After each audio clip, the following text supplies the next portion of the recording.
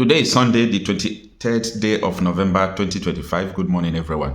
For those of you who are Christians, I think you'll be going to church today. And when you get to church, they may teach you about the gospel of Jesus Christ, most especially. So they will tell you what Jesus Christ said thousands of years ago, right? Now, that will take me to the quotation of the lyrics in Lucky Dube's song that you can kill a prophet, but you cannot kill the message.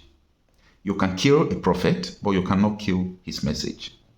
Now, some time ago, Nnamdi Kanu made a broadcast, and that is one of the most misunderstood statements from Nnamdi Kanu. And what did he say? If you do not give the indigenous people in Nigeria referendum, if you do not allow us to go, Somali will be better than Nigeria. A lot of people see the statement that Nnamdi Kanu mean that he will make Nigeria to be like Somali. That is not what he meant.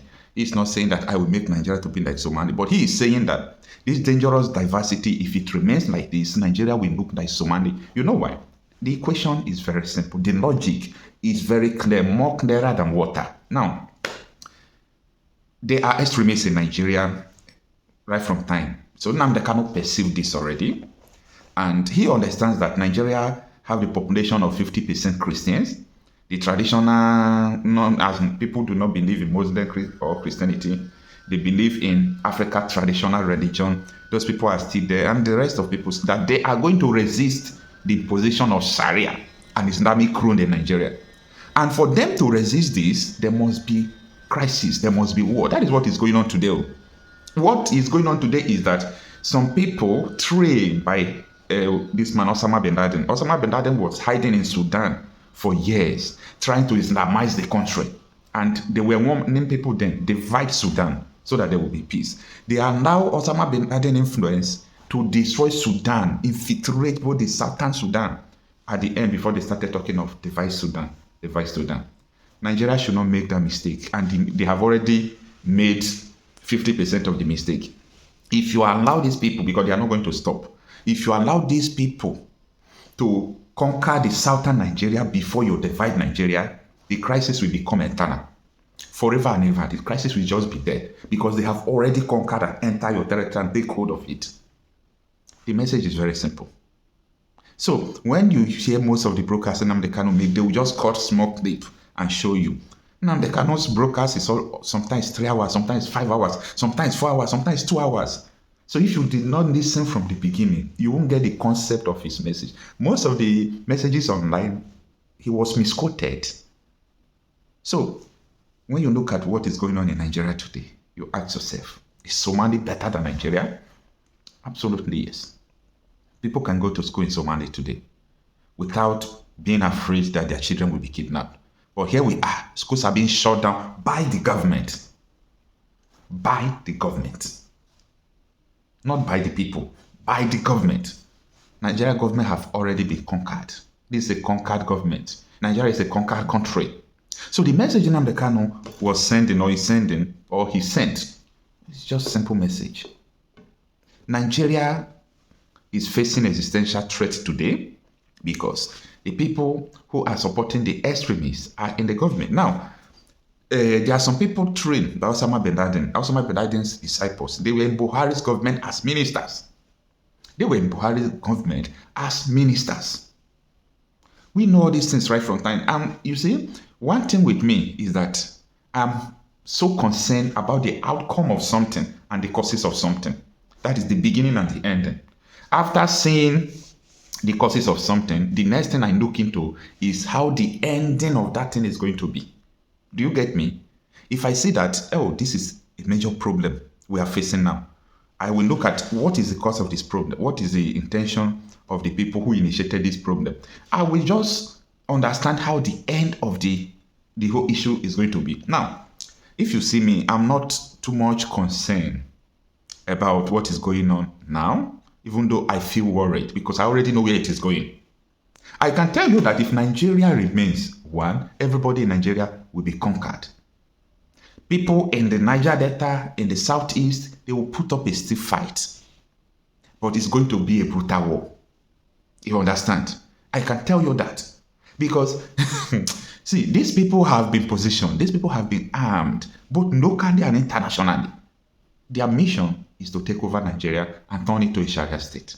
They don't want part of Nigeria, they want all the whole Nigeria to just turn it into Sharia state. And even though they turn it into the Sharia state, that will not also make the killing to stop. They will continue to persecute even their people, like what is going on, what the Taliban are doing in Afghanistan. You can't even come out to say something now. The recent crackdown by the Nigerian government on social media, or what people are saying, is an indication that Nigeria is riding on blasphemy law, on Sharia law. Nigeria is riding on, should I say a penal code? Like, they don't want people to, if you speak, they call it blasphemy. And that is why when Justice James Omotosho was reading out all those things he was reading out, I look at him, I say, this man, is he using Sharia law? Is it blasphemy law? That you can make a statement, they will use that statement to sentence you to death? That is blasphemy. That you made a statement, that statement you made, you commit death sentence because of your language. That is a Sharia law. It's not in a common law at all. It's not in a common law that if you made a statement, they will kill you because of that statement. Why is Tinubu still alive if it is by statement? Why is Gumi still alive if it is by statement? Politicians have made tougher statements than that. If it is by statement, someone like Asari Dokubo will not be alive. He agitated for Biafra. He agitated all those things before he was bought over. So if it is by statement, nobody will be alive today. But they initiated a blasphemy law. Back it up with the Bible. Religion is dangerous though. Justice James Omotosho back it up with the Bible. When he was reading out those things he was reading out about, at the end of the court ruling. So it's very unfortunate to understand that people are yet to understand the message, but trying to kill the messenger. So please, before you kill the messenger, try to understand his message. Very important. Before you kill Nnamdi Kanu, of which I know that nothing is going to happen to that man, okay? I already know the end. I already know the end of all those things. That is why I'm not so much worried. I know the outcome, how everything is going to be. I know Nnamdi Kanu is going to be released. I know that what he's advocating for will be what everybody will be yearning for from few months to come. Everybody will be yearning for what Nnamdi Kanu is yearning. This one is not just a mere talk. Even you that does not believe in him, you will sink that message he preached. That message that is they are using now to sentence him to death. Many people are going to embrace the message. It's a matter of time. It's a matter of months for now. 13, 14 to 18 months, you will see it coming to pass.